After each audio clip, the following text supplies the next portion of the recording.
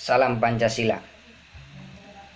Pancasila merupakan pandangan hidup bangsa yang lahir dari intisari nilai-nilai yang terdapat di negara Indonesia.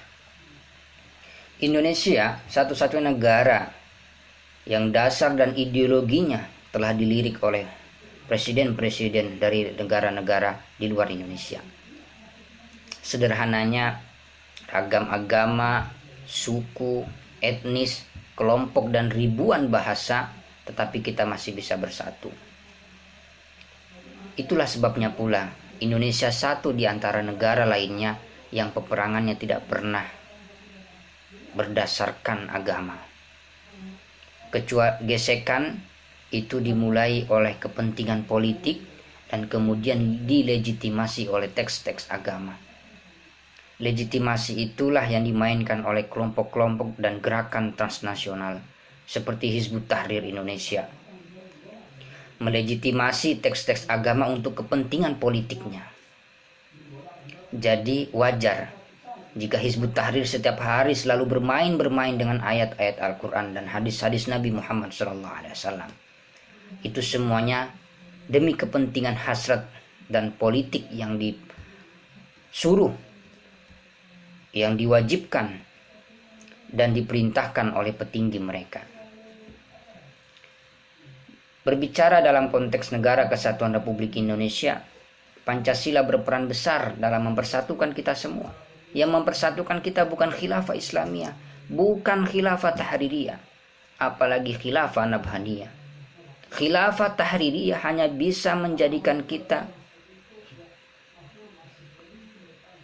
hilang kebersatuannya. Bahasa kita nanti hanya ada bahasa Arab. Non-Muslim tidak bisa menjadi pemimpin-pemimpin di negara kita. Berbeda dalam konteks saat ini, siapapun boleh. Tetapi dalam konteks dan koridor dan indikator yang telah ditentukan oleh konstitusi kita. Artinya, di negara khilafah nanti hanya Muslim yang bisa memiliki jabatan, apalagi seorang pemimpin tertinggi di negara, daulah khilafah, hanya orang Muslim. Dan jangan harap kita yang di luar, orang yang tidak memperjuangkan khilafah, akan diberikan jabatan di negara khilafah. Mustahil. Yang mereka pilih nanti adalah khalifah atau pemimpin yang mereka yang ada sekarang. Itu berbeda dengan negara Pancasila atau dasar yang kita pilih saat ini. Pancasila adalah titik pertemuan ragam perbedaan yang dalam istilah Islamnya dikenal dengan nukhatul liqa, di mana hal itu lahir dari kesadaran bersama di tengah situasi yang cukup genting kala itu. Konsensus dasar itulah yang menjadi syarat utama terwujudnya negara dan bangsa kita saat ini yang demokratis. Di setiap silanya mengayomi semua agama, kelompok, ras, dan suku. Dan semua silanya terlegitimasi oleh agama-agama yang ada di Indonesia, tidak hanya Islam. Racikan sempurna dan solutif inilah yang tidak diinginkan oleh gerakan transnasional, seperti kelompok Hizbut Tahrir Indonesia. Pendiri negara ini telah memilih dan bersatu pada kesepakatan yang jenius. Ijtihad yang diwarisi kepada kita semua, dan itu berhak kita menjaganya dari mara bahaya yang datang. Salah satu mara bahaya yang ada di hadapan kita adalah adanya seruan terhadap penggantian sistem dan dasar Negara Kesatuan Republik Indonesia. Ijtihad yang diwariskan oleh para pendiri negara ini harus kita jaga, dipelihara, dan sila-sila dari yang terdapat di Pancasila harus kita praktekkan dalam kehidupan sehari-hari. Di dalam Islam ada satu kaidah yang harus kita pegang di dalam konteks kita bernegara dan beragama. Ijtihad awal tidak bisa dibatalkan oleh ijtihad baru. Dalam bahasa lainnya, Pancasila tidak bisa dibatalkan oleh sistem khilafah tahririyah, yang itu tidak relevan dan berpotensi mengikis kebersatuan dan kebersamaan rakyat. Oleh sebab itu, jadi jangan gadaikan Indonesia dengan mereka. Kita harus jaga sekuat-kuatnya dan bersatu padu untuk memutus mata rantai dan pos-pos tempat mereka menanam dan menabur benih-benih Jangan sampai kita memelihara harimau di dalam karung.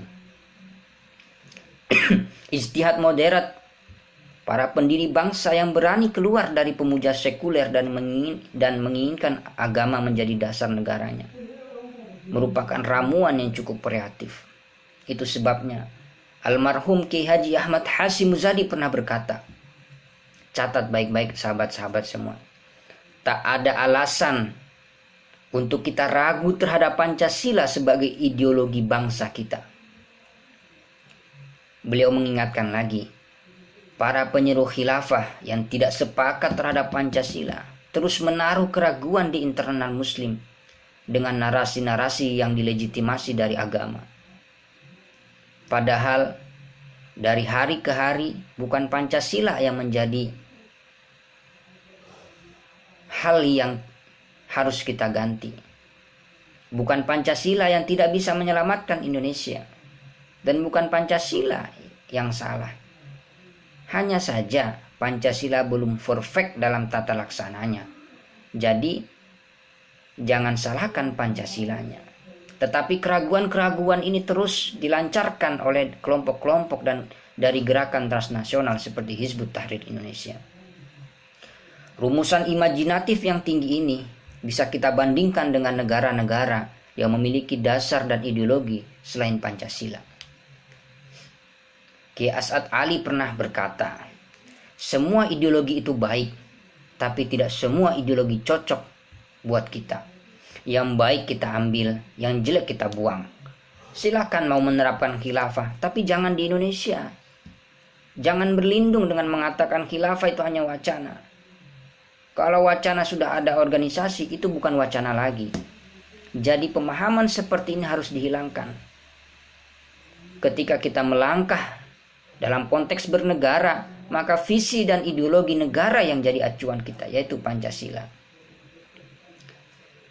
Jadi hikmahnya adalah dalam konteks pemilihan dasar negara dan ideologi, Indonesia semacam magnet di tengah kebimbangan negara-negara luar dalam menentukan dasar dan haluan bernegaranya.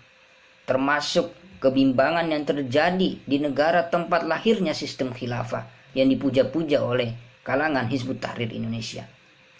Utamanya yang digagas oleh Taqiyuddin An-Nabhani.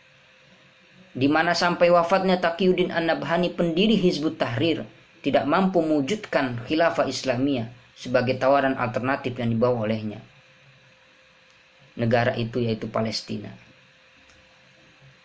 Berbeda misalnya juga dengan Arab Saudi yang lebih memilih kepada teokrasi Islam, negara agama, yang di dalamnya tanpa perlindungan pada hak-hak minoritas dalam mempraktekkan kebebasannya. Di mana penyebaran agama selain Islam dilarang. Begitu terkungkungnya penganut agama selain Islam di sana. Inilah yang tidak diinginkan oleh para pendiri negara kita. Para pendiri negara kita.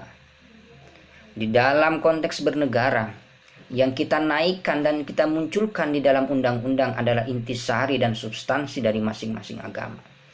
Tetapi jika Anda ingin mempraktekkan agama secara totalitas, silahkan pada kelompok civil society atau lembaga yang Anda miliki. Tetapi ingat bahwa di dalam konteks kita bernegara, yang kita perlukan adalah mencari titik temu. Pancasila adalah titik temu di antara agama-agama yang ada. Memang beragam upaya untuk meruntuhkan kesaktian Pancasila terkesan kuat akhir-akhir ini. Maraknya pengusungan isu-isu khilafah, salah satunya dengan kembali menerbitkannya film dengan judul Jejak Khilafah di Nusantara. Narasi-narasi yang diwacanakan atau diserukan atau dilancarkan oleh kelompok Hizbut Tahrir Indonesia harus kita counter, jangan diam. Kelompok mayoritas harus berbicara secara keseluruhan agar masyarakat tidak tergoda oleh sistem yang tidak memiliki legitimasi, bahkan oleh agama mereka sendiri. Dengan demikian, pemilihan dan warisan Pancasila ini tidak boleh dibiarkan dari para perongrong yang ada, para pengganggu, utamanya mereka yang membawa ideologi imporan untuk disajikan di Indonesia, baik dari kelompok sekuler, liberal, maupun fundamentalis seperti Hizbut Tahrir Indonesia. Tapi untuk mewujudkan dalam tatanan publik, masyarakat Indonesia harus mempraktekkan sila-sila Pancasila. Karena percuma kita berbicara Pancasila sana sini, kemudian kita tidak mempraktekannya. Dengan kita mempraktekannya, yang tumbuh dari kesadaran hati kita yang paling dalam, dari jiwa kita, maka masyarakat kita bahkan sendiri tidak akan tergoda oleh sistem yang ditawarkan oleh mereka yang memiliki kepentingan politik.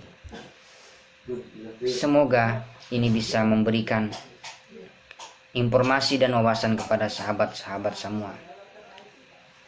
Hari ini 17 Agustus 2020, semoga Indonesia tetap jaya,